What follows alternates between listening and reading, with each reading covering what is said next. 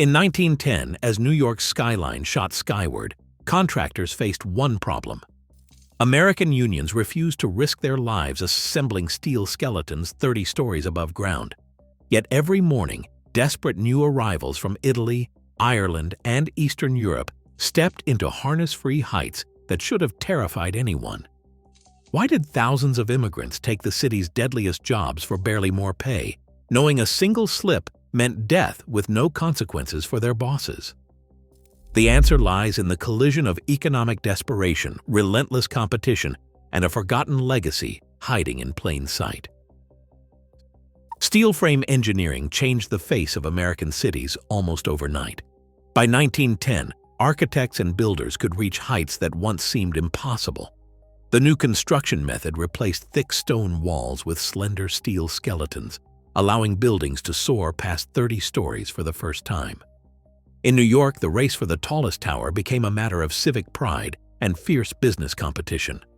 The Woolworth Building, whose foundation was poured in 1910, would soon climb to 792 feet, more than twice the height of the city's tallest structures just a generation earlier. In the years leading up to 1910, the skyline filled with giants. The Metropolitan Life Tower reached 700 feet, the Singer Building topped out at 612, and every new project seemed determined to break the last record.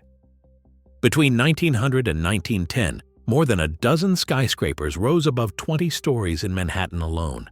City building permits reflected this vertical surge. In 1901, only 3 buildings in New York exceeded 20 floors. By 1910, that number had grown tenfold. Behind the scenes, contractors scrambled to keep up with demand. Developers pressed for faster completion times to outpace rivals and attract tenants willing to pay a premium for panoramic views. Schedules tightened, budgets ballooned, and the pressure to deliver ever taller buildings intensified with each new project.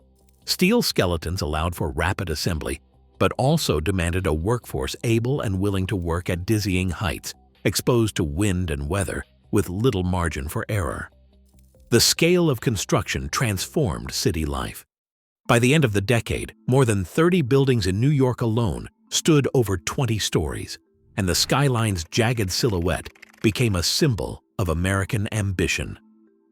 But as the towers grew taller, so did the risk for the men who built them. The technology opened new possibilities for architects and investors, but it also created a new kind of job that few native-born workers wanted, and that would soon be filled by those with the least power to say no. Contractors across Manhattan found themselves locked in a relentless contest. Every new skyscraper meant a fresh set of deadlines, penalty clauses, and public promises. Developers wanted the tallest building up first, and they wanted it rented out as soon as possible. Delays didn't just mean embarrassment. They cost thousands of dollars each week. Rival firms watched each other's progress, ready to undercut a competitor or poach their tenants if a project stalled.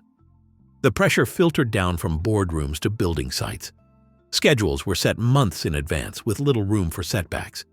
Penalty clauses in contracts threatened massive financial losses for every day past the agreed finish date.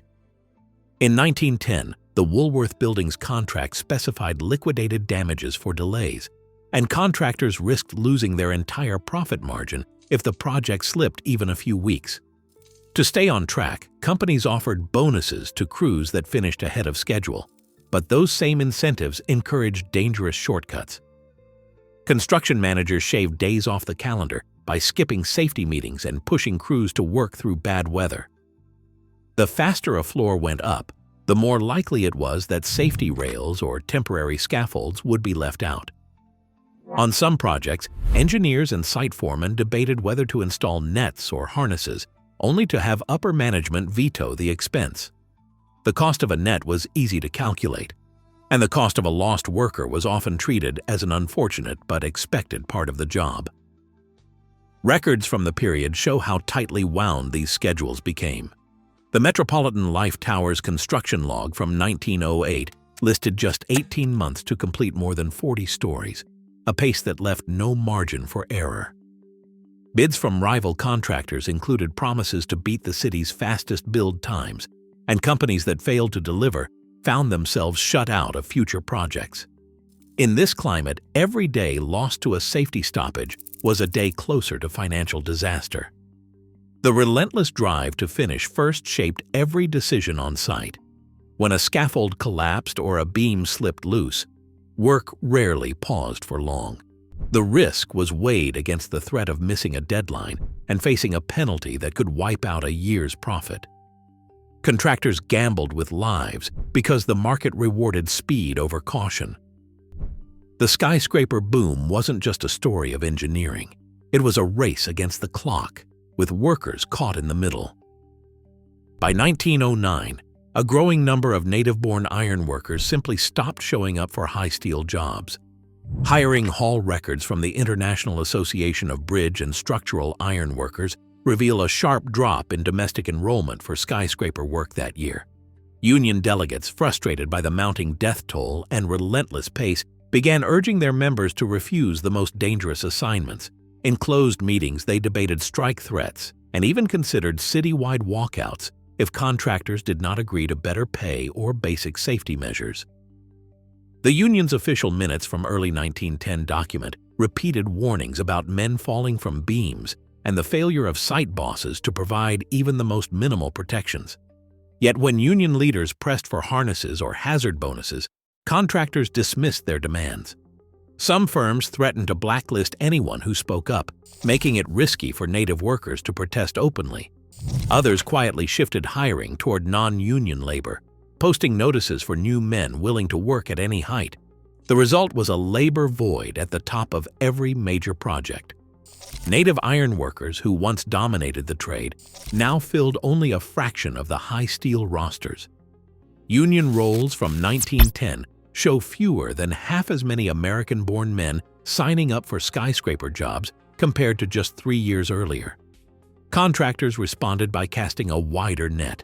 Hiring agents scoured the city's ethnic neighborhoods and immigrant boarding houses, looking for men desperate enough to take the risks others refused. The labor gap at the heart of the skyscraper boom became impossible to ignore. With each new project, the shortage of willing native workers grew more acute, and the city's tallest buildings depended more and more on newcomers with little bargaining power. The shift was not subtle. Payrolls from the Woolworth and Metropolitan Life Towers list a dwindling number of native names alongside a surge of recent arrivals.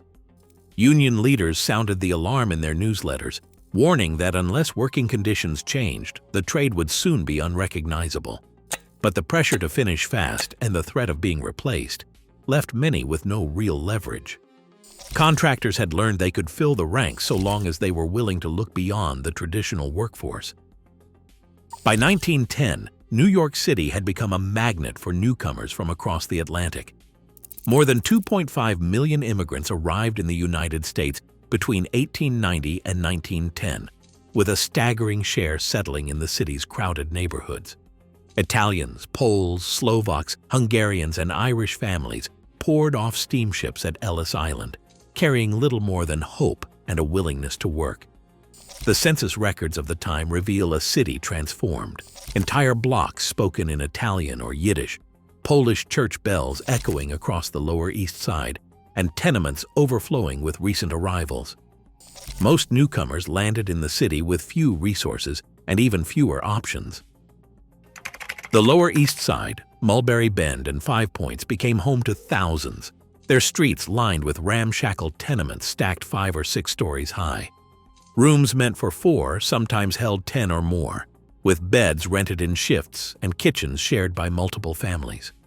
Running water was a luxury. Windows rarely opened to sunlight. Disease spread quickly in airless hallways and crowded stairwells. City health inspectors in 1910 documented entire families sleeping beside coal stoves, children playing in alleys littered with ash and garbage, and mothers washing clothes in shared sinks on the landings. For many, the language barrier was almost as daunting as poverty. More than a quarter of immigrant construction workers in 1910 spoke no English at all. Instructions on job sites came in shouts and gestures, with foremen relying on a patchwork of translators or simply expecting men to learn by watching others. Newspapers in Italian, Polish, and Russian filled newsstands. Churches and saloons doubled as hiring halls, where word of a new job might spread in a dozen languages before the sun came up. In these neighborhoods, survival meant sticking together. Chain migration brought cousins, brothers, and entire villages from southern Italy or eastern Poland to the same city blocks. Ethnic networks offered guidance on where to find a bed, how to avoid the worst landlords, and which streets to steer clear of after dark. But these same networks also funneled men into the city's most dangerous jobs. Contractors knew where to find fresh arrivals willing to take any work, no matter the risk. The city's rapid growth was built on the backs of these newcomers. By 1910, immigrants made up more than half of New York's construction laborers, filling roles native-born workers had begun to reject. Census data showed a stark pattern. The more dangerous or grueling the job, the more likely it was done by someone who had arrived in the last decade. The city's skyline rose in tandem with the swelling population of its immigrant neighborhoods. Each new floor of steel and stone was paid for in sweat and, too often, in lives. At the docks and train stations, newcomers were met by a wall of advertisements promising steady work and quick pay. Notices posted in Italian, Polish, and broken English beckoned with phrases like "no experience needed," "men wanted for building work," "pay every Saturday." For many just off the boat, these offers sounded like a lifeline. The reality, though, was far less generous. Brokers, sometimes called walking bosses, patrolled the ports and immigrant neighborhoods, acting as middlemen between desperate arrivals and contractors hungry for cheap labor. A job on a skyscraper crew often came with an advance on wages, but that money was rarely free. Brokers charged fees, sometimes up to a week's pay up front, and demanded a cut of every paycheck after that. Kickbacks of 10 to 20% were common, quietly deducted before a worker ever saw his earnings. Some brokers held lists of names and addresses, passing them to site foremen in exchange for a commission. Others funneled men through ethnic saloons or church basements, where word of mouth spread faster than any newspaper. Contractors encouraged the system because it kept costs low and the workforce obedient. Immigrants who complained about the deductions risked losing not just their jobs, but also their place to sleep or their only connection to the next meal. For many, the choice was stark. Take the job no matter the terms, or face hunger in a city that offered little charity to strangers. The promise of steady wages masked a web of exploitation. Even the modest premium paid for high steel work, advertised as $4 or $5 a day, shrank once the broker's share was taken out. Some men found themselves owing money after the first week, trapped by debts to the very agents who claimed to be helping them. The machinery of recruitment ran on poverty and hope. Every new arrival became a potential source of income for the brokers and a body for the contractors. The city's rapid growth depended on this steady flow of men willing to climb higher, work longer, and accept less, all for the chance to survive. The risks of the job were clear from the start. For many, the dangers waiting at the top of a steel beam seemed easier to face than the certainty of nothing at all. A day's pay on the high steel in 1910 promised more than most jobs on the ground, but the numbers rarely told the whole story. Contractors advertised wages of $4 or $5 for riveters and beam walkers, almost double what a laborer might earn mixing mortar or hauling bricks at street level, where the going rate hovered around $2.75. For a man just off the boat, that difference could mean the chance to send a few coins home or keep the family fed through a hard winter. But the so-called premium came with a catch. The risk was not just higher, it was off the charts. High steel work was at least 10 times deadlier than general construction, with accident rates that dwarfed every other trade in the city. Pay ledgers from the Woolworth and Metropolitan Life Towers show a clear pattern. The best-paid jobs, riveting gangs, derrick operators, men who balanced on beams hundreds of feet up, went mostly to those willing to face the worst hazards. Yet even these top rates lost their shine after the brokers and middlemen took their cut. Kickbacks of 10 to 20% were common, quietly deducted before a worker ever saw his wages. Some pay stubs list $4 a day, but the real take-home after fees and advances could fall below $3. Unionized native workers, when they took these jobs at all, often earned a full dollar more per day than their immigrant counterparts. The union rate for skilled iron workers in 1910 hovered near $5, but few newcomers could join those ranks, and most lacked the language or connections to bargain for more. For contractors, the math was simple.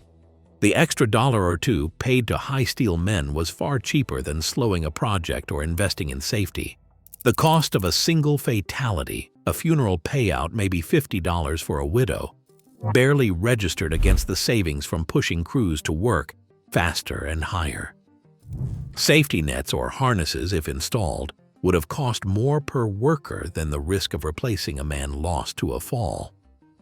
Payroll records from the period rarely mention hazard bonuses or compensation for injuries. Instead, the wage gap between ground labor and high steel became a silent calculation.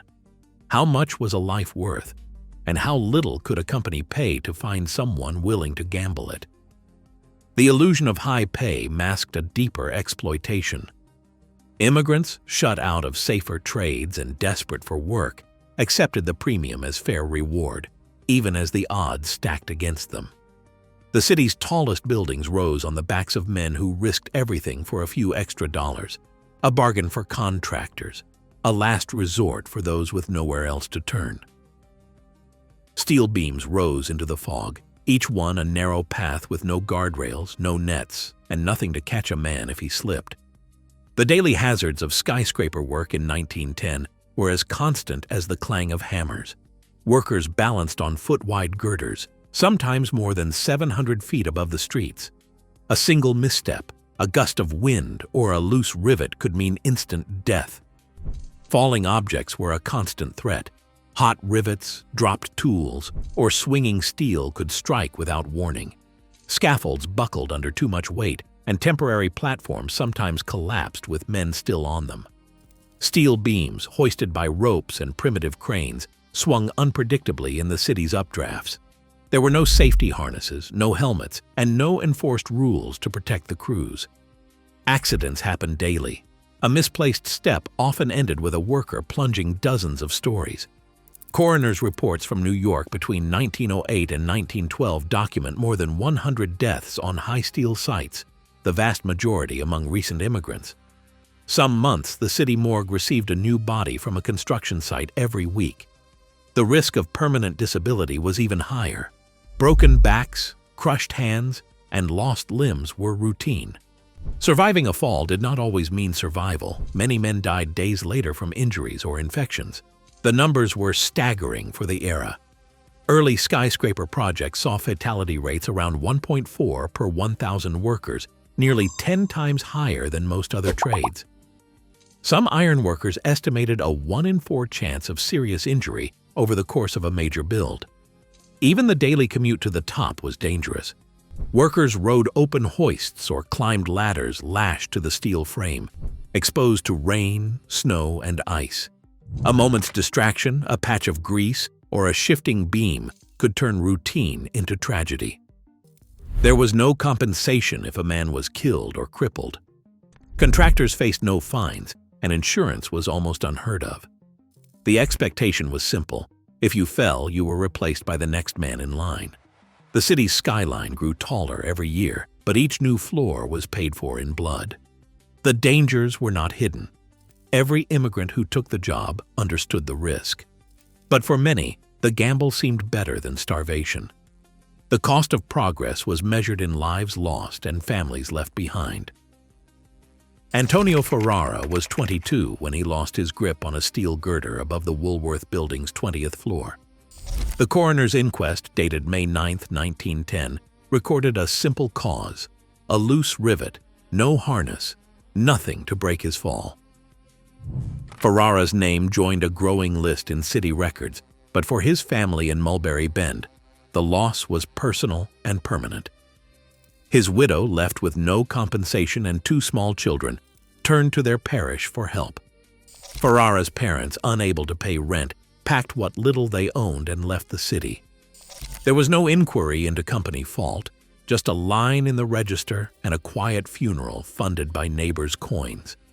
Jan Nowak, a Polish laborer on the municipal building, kept a diary in pencil and broken English.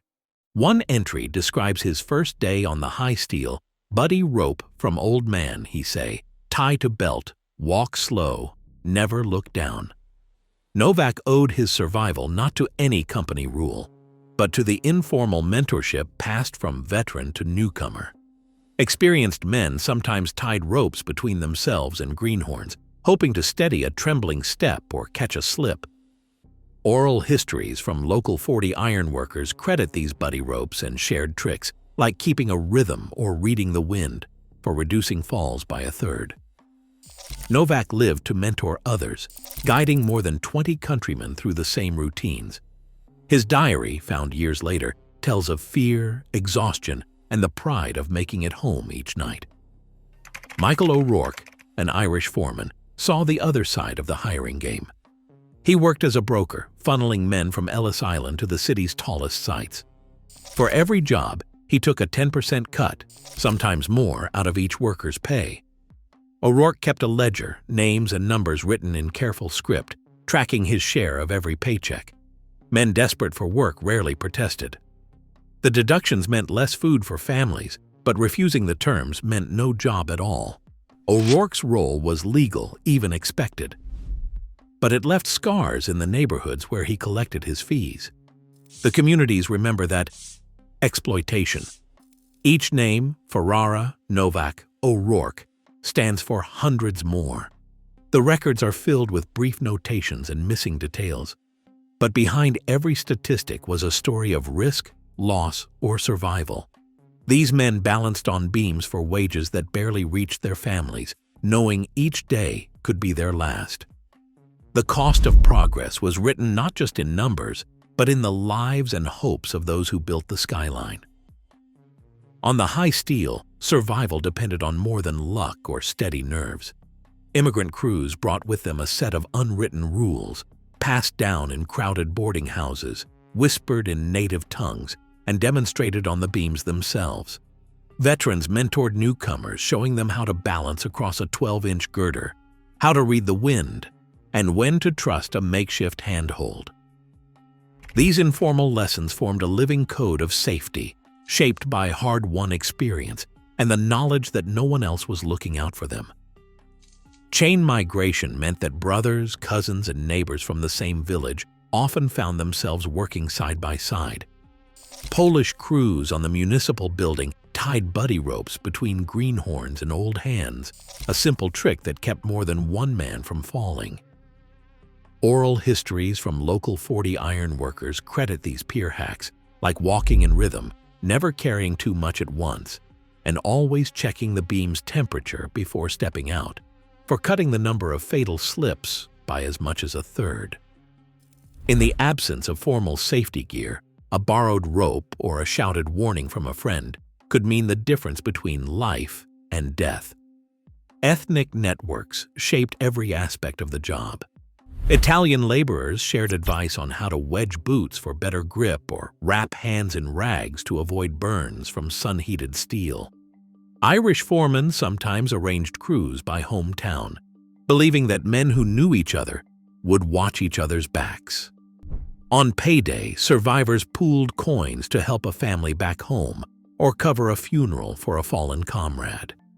These small acts of solidarity offered a measure of protection in a world where official oversight was non-existent. But no matter how skilled or careful a crew became, the limits of peer protection were clear. A gust of wind, a snapped cable, or a careless boss could undo months of vigilance in an instant. The city's death records and union logs tell the same story. Grassroots tactics saved lives, but could not overcome the hazards built into the job. Even the strongest community could only do so much when every day on the beams meant gambling with fate. The resilience of these networks kept men alive, But the need for something more, rules, rights, and real safety, grew with every new floor that rose above the city. Pressure built on the job sites, but it did not stop at the beams. In early 1910, a group of iron workers from Local 40 drafted a petition demanding harnesses, safety rails, and hazard pay for men working above the 20th floor. The petition gathered over 300 signatures in just 2 days. Many of them were recent immigrants, some who spoke little English but who understood the risks all too well. Workers delivered the petition straight to the contractors' offices, refusing to leave until their demands for safety were heard. The response was swift and punishing. Contractors called in hiring agents and quietly compiled a list of names from the petition. Within a week, more than 200 men found themselves blacklisted, turned away at hiring halls, and denied work on every major project in the city. Union organizers who led the effort were singled out, losing not only their jobs but their reputations among employers. The message was clear: speak up and you could lose your livelihood overnight. Despite the setback, the petition became a rallying point. Word spread through boarding houses and saloons, fueling a sense of shared purpose. Even as men faced blacklists and empty pockets, the idea that workers could demand better and stand together refused to die. Efforts to make skyscraper work safer ran headlong into powerful opposition at every turn. In 1911, a bill known as Assembly A 123 was introduced in Albany, promising mandatory harnesses and guardrails for men working on steel frames high above the city. The legislation reached the Labor Committee, but its fate was sealed behind closed doors. Construction industry lobbyists, representing the city's largest contractors, filled the hearing rooms with warnings about lost jobs and rising costs. They argued that safety rules would slow down the building boom and drive up rents, claiming that immigrant workers themselves preferred speed over protection. Committee records from March 15, 1911, show the bill was defeated by a narrow vote, 8-5 against.